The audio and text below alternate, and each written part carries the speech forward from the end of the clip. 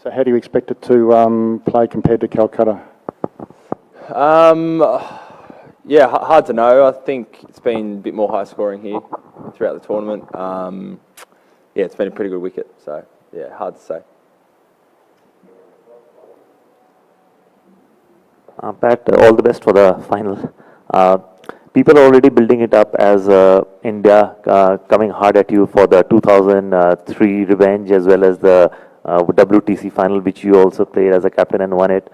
So, and Indians also have the home advantage. You expect the Indians to come really hard at you, especially when they are in a kind of form which Australians were in 2003 and 2007. Yeah, I mean, neither player from both sides were there in 2003, so it feels a long time ago. But we know it's going to be a packed house. There's going to be 130,000 fans here supporting India. So it's going to be awesome. They've been playing really well, undefeated this tournament. But we know at our best we can give them a good shake. We've played them quite a lot over the last couple of years with success. So it's all building up for a nice final.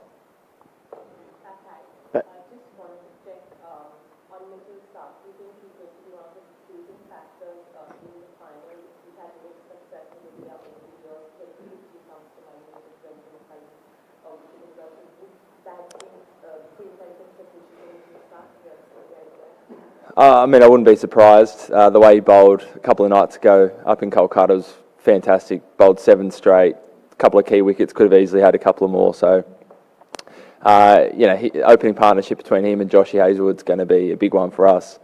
We saw what impact they can have on a game when they bowl like they did the other night. So they're both big game players. Played in a few ICC finals now, so know what it takes. Pat, you guys are no stranger to playing against India. As the start of the tournament, you have said that you have played India more than any team else. So just wanted to know that have you faced any other more dominating Indian side, or should I say any other more ruthless Indian side than this one? I think it's hard to say. They've certainly played really well this World Cup. I think we certainly I don't think we scored par in that first game, but we're one catch away from potentially being in front of that game. So there's lots of, we won an ODI series here early on in the year. There's lots of moments we can draw on where we've had success against, a really good Indian side. Pat, you said you know what it takes, and you've played in a lot of big games before, big tests, big one-days, big T20s.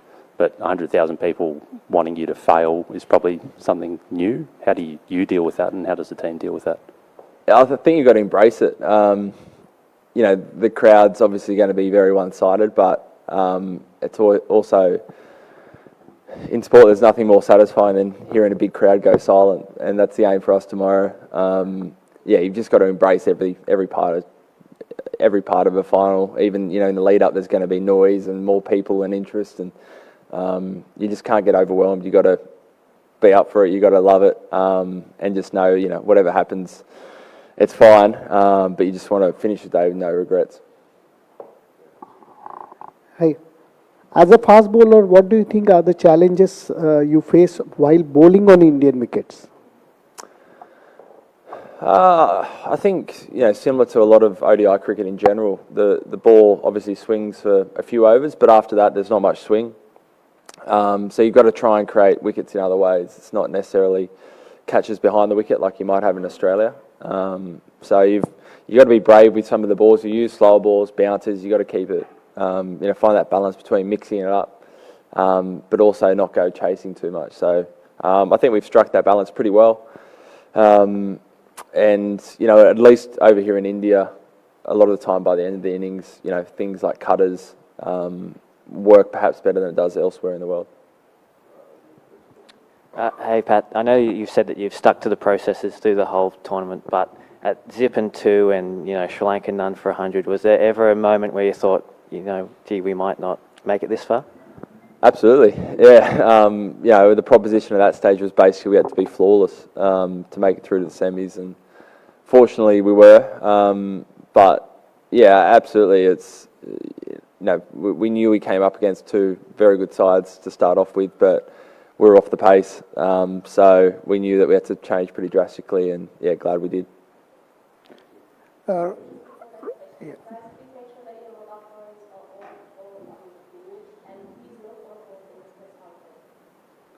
But reaching the final without a dominant show, unlike in the past, how does it feel to take on a dominant India? But does the tag of 8 finalists, 5 winners play a role? Yeah, I think with experience, and fortunately, some of that experience is playing in World Cups where we've been dominant. We've won before. I think one of the pleasing things is I still don't feel like we've played the complete game. Maybe against Netherlands, but outside of that, we probably haven't. There's been no huge wins. We've had to fight for every win, but we've found a way to win. And different players have stood up at different times. So I think taking that confidence, knowing that we don't have to be at our absolute best to challenge any team, we can find a way through it. I'm sure we'll draw a lot of confidence. All the boys draw a lot of confidence from that going into tomorrow. G'day, Pat. Has everyone pulled up okay from the other night? And I suppose as an extension, do you expect to go in unchanged? Everyone's fine. So no injury issues at all. So we'll, coaches and selectors haven't assessed the wicket, so they'll come down tonight, have a look, and we'll pick a team later tonight.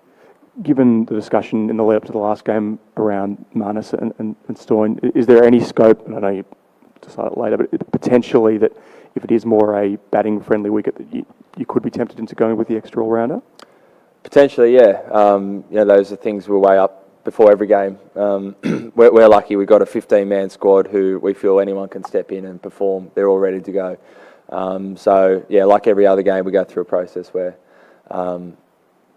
coaches get together and chat through what they think or how they think the game's going to go about, and then the selectors obviously pick